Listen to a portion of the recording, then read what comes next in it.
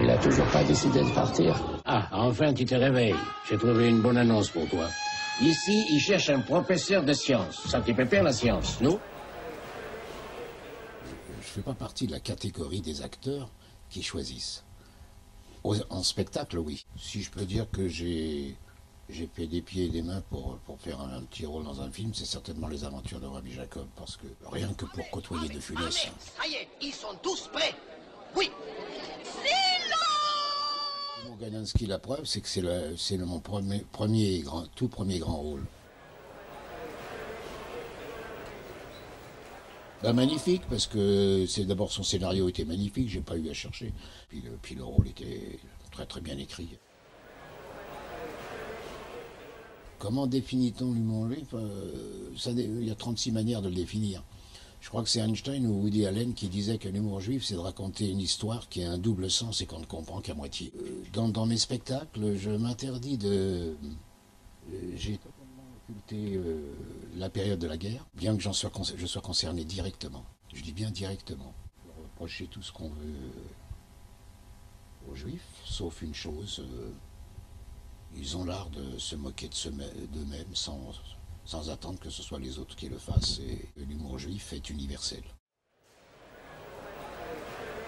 Je suis pas sûr du tout.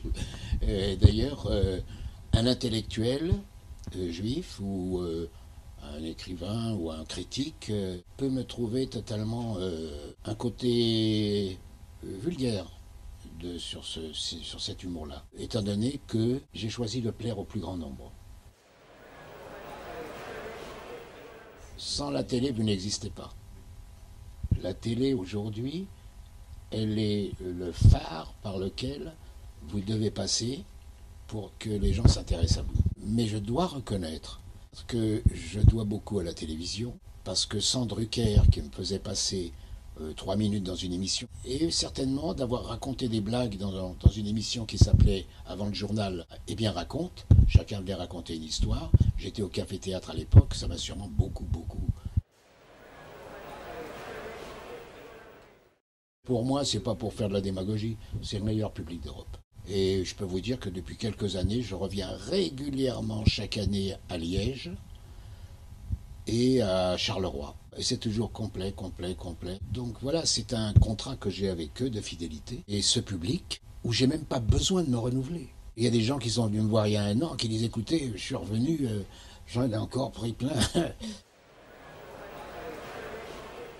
Tout ça doit avoir une fin, tôt ou tard, et bon, il faut bien que je m'y prépare. C'est une question de savoir comment on se sent physiquement. C'est très dur de se mouvoir pendant 1h40 sur une scène. Mais je fais partie de ces artistes qui ont eu tellement de mal à arriver là où ils sont, qu'ils veulent pas arrêter. Et c'est souvent là qu'arrive l'accident.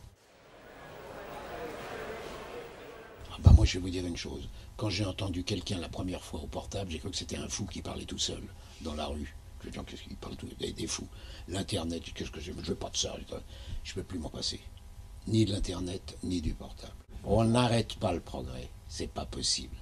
Mais il y a un moment donné où il faudra tout de même que tout le monde se tourne vers l'écologie de cette planète. Parce que sinon, c'est pas la guerre atomique qui nous foutra en l'air. C'est la planète elle-même.